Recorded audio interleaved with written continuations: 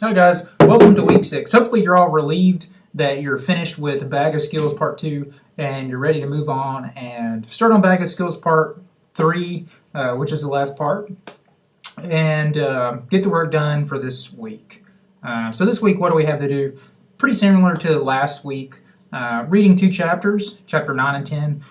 Chapter 9 is on diversity and communication. So the important things, I think, in this chapter, there are a lot of important things, but some of the things I highlighted include the cultural competence level, the 5 actions by the National Association of Cultural Competence, which I didn't know existed until I read this chapter. So they've come up with 5 areas that you should really concentrate on to develop your cultural competence. I don't know about you, but growing up in a small town like Cartersville, it's important to put extra effort into this sort of thing, because once you do go out into the larger world where people are inevitably different than you want to be able to act properly.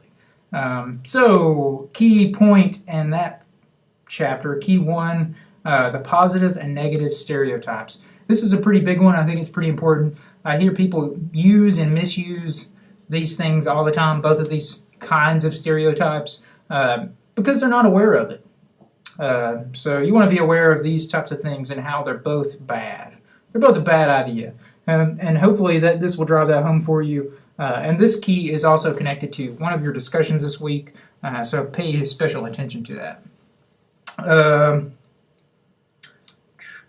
Okay, and communication is also covered in this chapter. There's some really good points in here, too, in this chapter about communication. One of the things I didn't particularly care for too much was the stuff in Key 2 where they're generalizing age groups. If you're a baby boomer, here are your attributes. If you're Generation X, here are some of your attributes. I don't necessarily buy into that kind of generalizations. But you may, and you may have done some research that I haven't on that. And if you haven't, do some research on that and form an opinion. Let's see. Personal relationships is also pretty important in this. And I know we've talked about this a lot in this class. Mainly, we've talked about enhancing positive relationships and acknowledging the positive relationships we have in our lives to support us in college, family, friends, that sort of thing. This one, too, is important because it looks at avoiding destructive relationships. And it's pretty important. Chapter 10 is okay. A lot of it, I think, could have been done a little bit better. Eating well, exercising, mental health, stress, all that's in this chapter. I didn't think they did too good of a job on the eating well part or the exercise part. So I guess it sort of leaves you on your own here to employ some of those critical thinking skills and research skills, information literacy skills, to go do some research yourself and come up with your own idea about what eating properly is and what exercising is, which is a shame because there's a lot of misinformation out there on these 2 topics. It also covers drugs in this, in terms of tobacco, alcohol. They concentrate specifically on those 2. Caffeine as well, and it talks about just some general statistics about those things.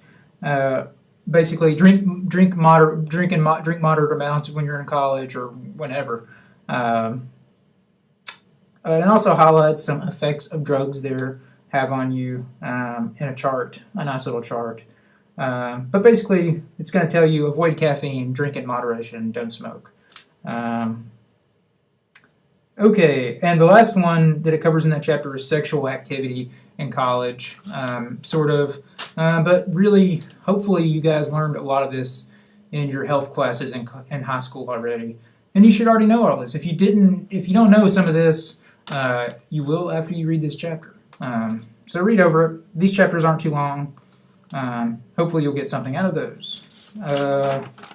Okay, the other things in the class this week, even though the Bag of Skills isn't due this week, start thinking about your other big projects like the behavior change project. And I've kind of already gone over that. And the capstone presentation, which I haven't really talked about yet. You may have seen that on your syllabus if you read over that.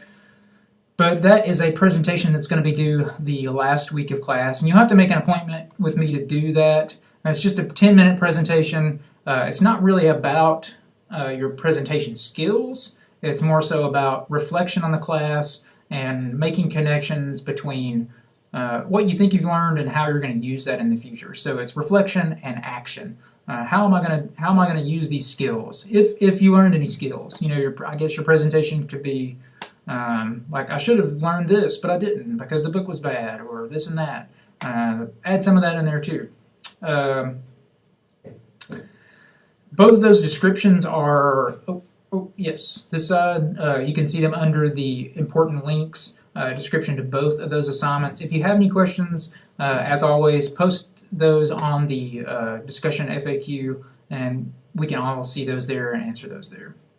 As far as what I'm going to be doing this weekend, I'm going to be completing grading your Bag of Skills Part 2 and discussion, grading, feedback, and summary. So look for that at some point this week. And if there are any other questions, as always, about anything that's due this week or anything that's due in the future, just let me know on the FAQ or through an email. Thanks.